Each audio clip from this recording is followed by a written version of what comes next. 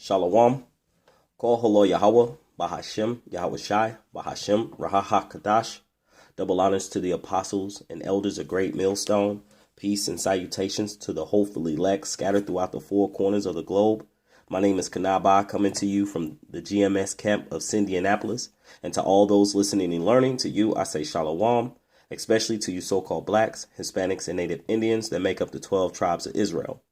Just wanted to go over a few points, and it's a few points of many, just dealing with pride. As we have went into the Passover and now into the Feast of Unleavened Bread, it just gives us time to reflect on a few things. And one thing that I've been reflecting on is just releasing any pride, okay? Because pride is one thing that Yahweh, Ba'ashem, Yahweh Shai, hates. And that's one thing that when he returns, he's going to destroy the pride of people, nations, and, of course, save those who are humble, and humble to what? The hearing, the understanding, the learning of his word, okay?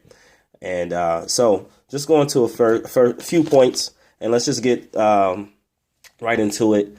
We'll just go into the book of Romans, chapter 12, verse 2.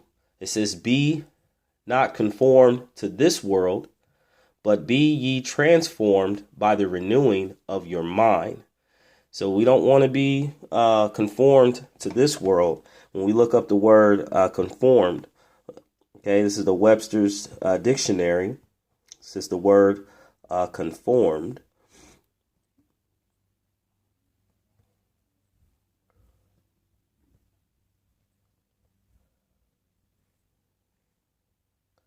Conform. Okay, so we look at conform is to give the same shape, outline, or contour to bring into harmony or accord.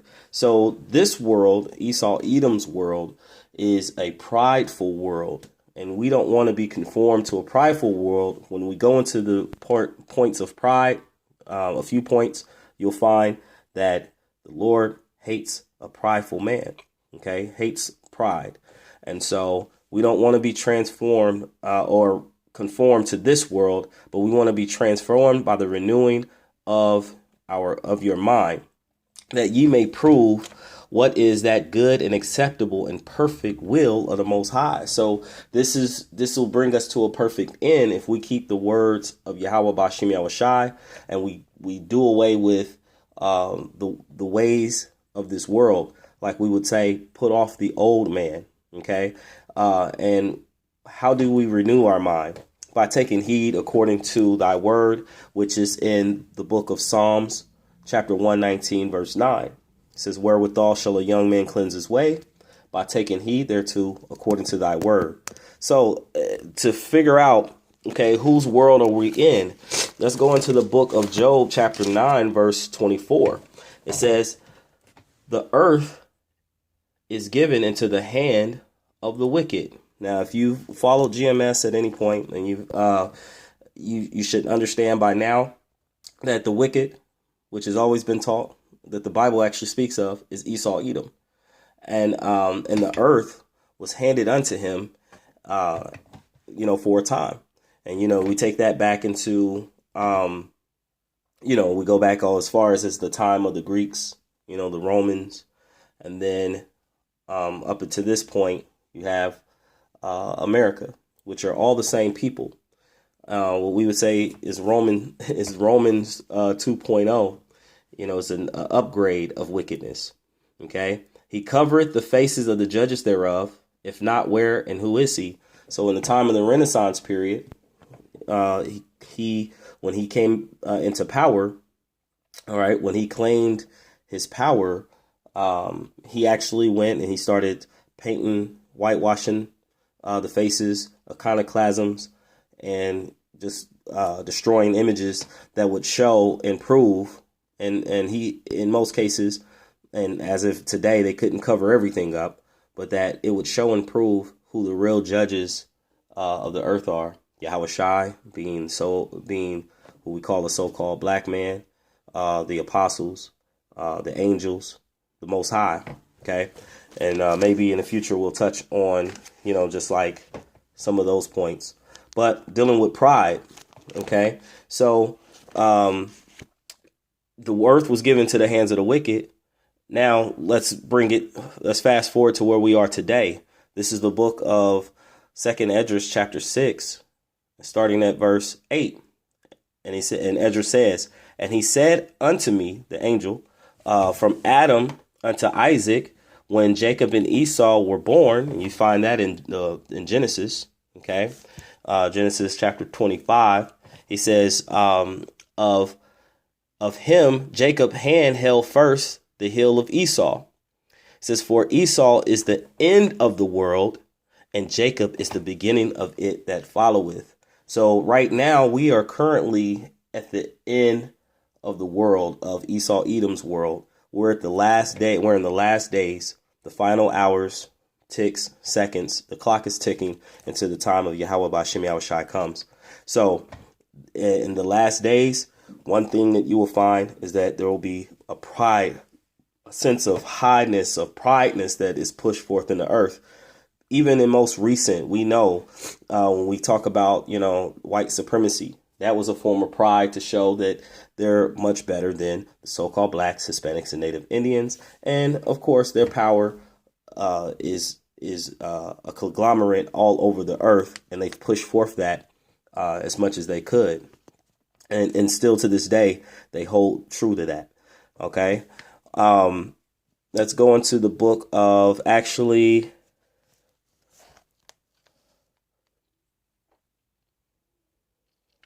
let's see. All right. Let's go to the book of Ecclesiastes.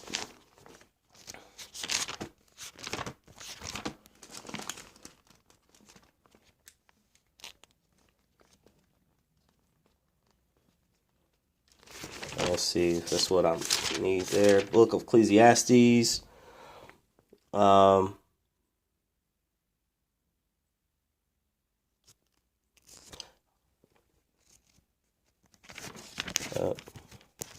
Salakia.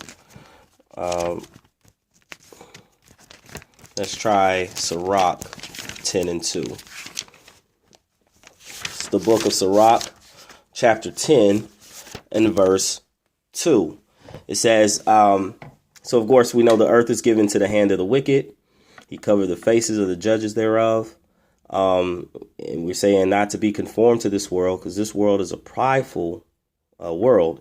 So in the book of Sirach, chapter 10, verse 2, it says, as the judge of the people is himself, says, so are his officers. And what manner of man the ruler of the city is, such are all they that dwell therein. So again, when there is right now, the earth is mourning, as we pertain, put that into the book of Proverbs, chapter 29. Verse 1 and 2 says, when the righteous are in authority, the people rejoice. But when the wicked beareth rule, the people mourn. So we understand that today that the wicked are in authority, the people are mourning. But then also in Sirach chapter 10, verse 2, the people are taking on the mannerisms and customs and conforming to the ways of this world. That's why we started off with that in the book of Romans. Be not conformed to this world, because again, we're going to hit on why. All right. So the manner of the people that is going on is the mannerisms that many of the people have, whether it be same sex, pride. We have proud to be an American. The one thought that always come to mind when I think about, I know Kanye has been in the media quite a bit, but he has this song. He says, nah, wait till I get my money right. And then he goes into, you can't tell me nothing. Right. So it's like when you hear that song, it's kind of wild, because he says, he had money that he could buy his way into heaven. But when he woke up, he spent it on a necklace. It's like, wow, that's a prideful thought, to, if you even could do that, buy your way into the heavens. However, you decided that you want to spend your money on a Lexus instead of entering into kingdom. And so people out in this world that are conformed to this world have no idea how precious and how important it is to please the Father. So when Yahweh Shai returns, they will then feel that shame and that contempt. They'll find out then. And so let's go into, again, we're dealing with the pride. All right, let's go into the book of Proverbs, chapter 8. Book of Proverbs. And there's many songs, not just his. There's many songs that go into, the pride. You even have, the songs, not to mention, just like broke boys can't get no kitty. I know that's right. So you got all kind of, dealing with Cardi B's and your Megan Thee Stallions. It's just the music today is a degenerate style of music, right? It gives no praise, no substance to anything but self. I get the bag. I got this. It's pride. Okay. So this is the book of Proverbs, chapter 8, verse 13. It reads, "The fear of the Lord is to hate evil, pride, arrogancy, and the evil way, and the forward mouth do I hate." So all what I just mentioned, that was a forward mouth. Many of these songs are forward in their speaking. When we go into forwardness, that is an habitual like a continual sin, just continuously talking about self and what you got, that you better than, and you can see it all throughout the social media, right? But this is all, again, pushed down and pushed forth by who? Esau, Edom, the rulers of this world. Let's go on to Proverbs. Actually, let me go back a couple ticks to one of my favorites. This is the book of Proverbs, chapter 3, verse 31. It says, "Envy not the oppressor, and choose none of his ways." So all the ways of this world, again, is contrary to Yahweh Ba'ashem, Yahweh Shai. It says, "For the froward," okay, continuously being disobedient, "is an abomination to Yahweh Ba'ashem, Yahweh Shai, but his secret is with the righteous." So he's given this secret and this information, to the elect men, starting with the head apostles of GMS, bishops, elders, on down, and those who teach the likewise doctrine. Okay, so let's jump forward. Still in Proverbs. Let's go to Proverbs chapter 16, verse 18. This reads, says, "Pride goeth before destruction, and a haughty spirit before the fall." Okay, so when you actually look at many sports, I used to, growing up, watching boxing and basketball and just the many different sports. Many of the sports players, when you actually notice, they came out, and even in many of music, they were pretty humble for the most part. They tell you about their humble beginnings, how they didn't have much, and how, they worked hard and people told them no, and, just to give a certain type of scenario. And there's many. But then as time went on, you then start to see them become like very arrogant. Okay. One that comes to mind, you could say a Floyd Mayweather. It's like, I remember seeing him coming up and then getting to the point where now he has gold and flashy and throwing money and strippers. And then you got to realize many people are following you and they're looking up to you. So then they're going to take on that same mentality. Again, conforming to someone who also has conformed to who? Esau, Edom, and this world. Okay. It says, let's actually go back a tick. Let's go to Proverbs chapter 16, verse 5. Actually, verse 4. It says, "Yahweh, Ba'ashem, Yahweh Shai, hath made all things for himself, yea, even the wicked for the day of evil." Okay, so the wicked has been made, and they're going to receive their judgment. Those who are cleaving on to the wicked, Esau, Edom, and their ways are going to be destroyed. Verse 5 says, "Everyone that is proud in heart," that's your mind, okay, Can't tell me nothing, right?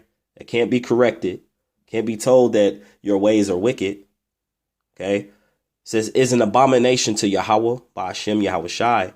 It says, though hand join in hand, he shall not be unpunished. So it doesn't matter how much you want to, the false doctrines of many Israelites and churches that want to say that Esau can be saved, right? Everyone is going to get a punishment according to their works. What are you pushing out? What type of fruit are you pushing out? Okay, are you developing? Okay, is it fruits of righteousness or fruits of wickedness?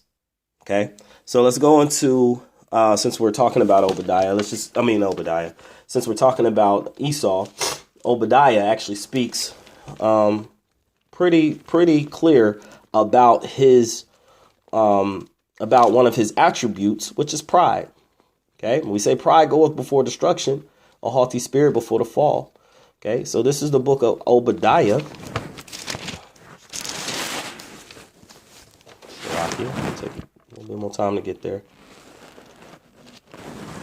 Okay, this is the book of Obadiah. It's only one chapter, and we're going to read verse 3. It says, actually, let's go to, I'll just read this is concerning Edom, okay, which is also Esau, all right, the so-called white man. It says, verse 3, it says, the pride of thine heart hath deceived thee, thou that dwellest in the clefts of the rock, whose habitation is high, that saith in his heart, who shall bring me down to the ground? Okay, so it's just to give you just this attribute, it says, the pride of his heart, he's lifted up, he's arrogant. Okay, he said, dwelling in the clefts of the rock, of course you call them Caucasians, live in the Caucasus Mountains, but then you could also take it back to Petra when he was, when he was living, in the same areas of Israel. Of course, he's gone into many other lands and disguised himself as many different, he calls himself by many different names except for Esau Edom. Okay, so that's one way that he also has covered, judges, because he called himself, he painted an image of Yahushua being the so-called white man. He also painted himself, them to be angels, to be the righteous. Let's just say it that way. And it says, so he says, who dwelleth in the clefts of the rock. Okay, and it says, who habitation is high. And it says, that saith in his heart, his mind, who shall bring me down to the ground? Verse 4. It says, though thou exalt thyself as the eagle, and though thou set thy nest among the stars, thence will I bring thee down, saith the Lord. So, you look at the eagle, actually, that's a key attribute too, because when you look at the Greeks, the Romans, and even America, they all hold the standard on like their flags and monies. And, if you check them out, the eagle is very prevalent as far as connected to Esau Edom. It's a very prideful bird, and they sit very high. And where else do they set their nests among the stars? They have their military might, right? And it makes them, from their satellites and their capability, their nuclear capabilities, and their ways to actually watch what they say, big brother's watching. Okay. And it says, thence will I bring thee down, saith the Lord, because of the pride of Esau Edom, the Lord hates a prideful man. He's going to bring them down. Okay. So again, as the judge are, so are the people. Let's go into the book of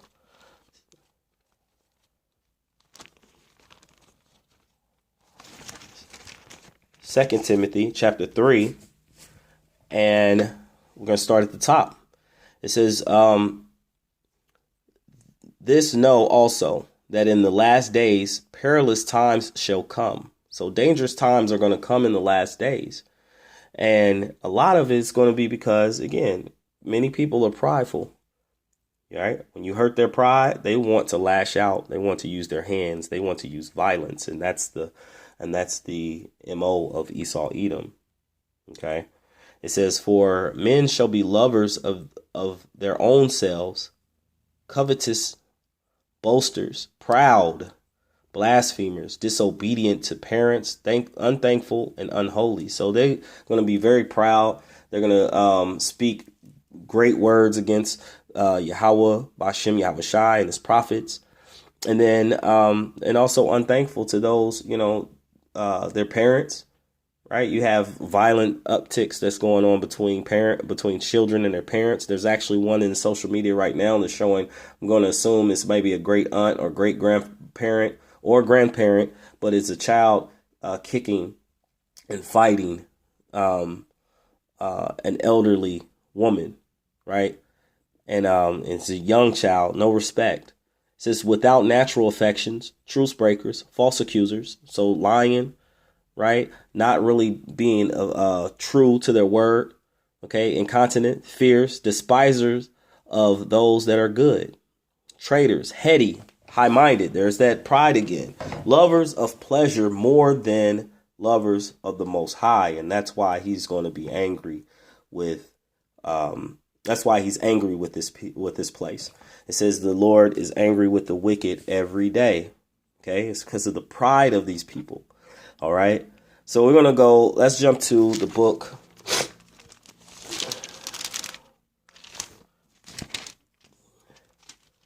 And we're going to go to the book of Malachi, chapter 4 and verse 1. It says, for behold, the day cometh that shall burn as an oven, and all the proud, yea, and all that do wickedly shall be stubble, and the day that cometh shall burn them up, saith the Lord of hosts, that it shall leave them neither root nor branch. So the proud Esau Edom is going to be utterly burned by thermonuclear missiles. Okay, and all the proud, okay, all those that are even joined onto them, okay, those that are like him, those that are conformed to this world, are going to be burned by thermonuclear missiles.